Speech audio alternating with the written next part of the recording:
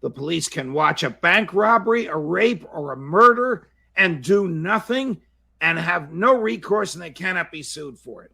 That's the law of the land, and that's what these poor, suffering parents of the murdered Uvalde kids will soon discover. Hang on, people.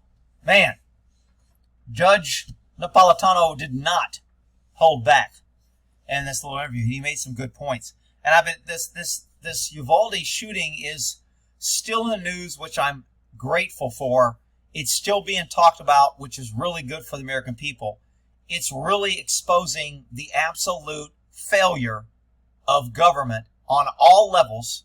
The failure in hiring, the failure in standards, the failure of holding people accountable, the failure of limited immunity that cops don't have to do anything, the failure of the Supreme Court saying cops have no duty to protect. It's just freaking blaring in this, and I'm so glad that it's staying in the forefront. Now, they just released that 77-page report, and I've been going through it for a couple of days now. But let me listen to Judge here a little bit.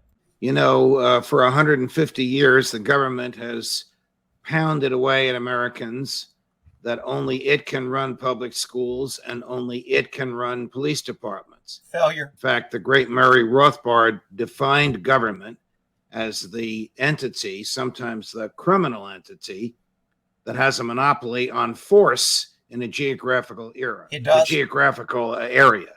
And the progressives have yearned for the day when we would not be able to defend ourselves because, in their view, the police can protect us.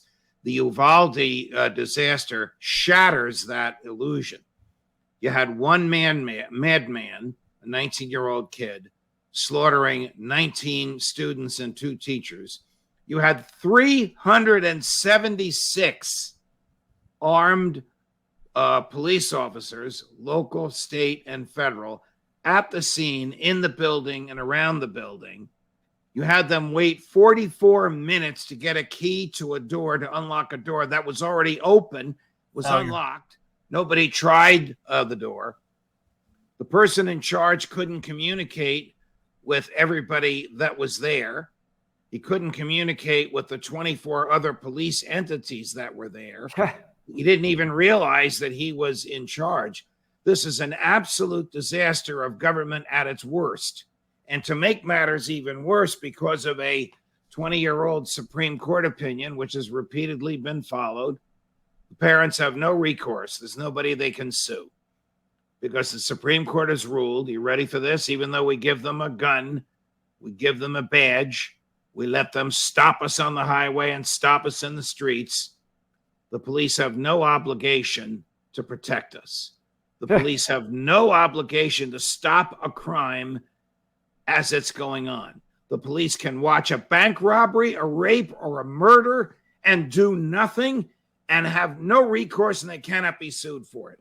That's the law of the land, and that's what these poor, suffering parents of the murdered Uvalde kids will soon discover. Really great point.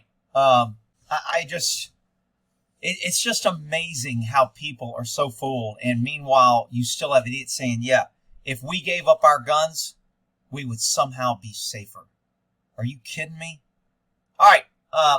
I just want to throw this on my playlist because I think he made some great points. If you want to go watch the video, it's an 18-minute interview on the government keeps failing us. Time for a change. And it's absolutely correct.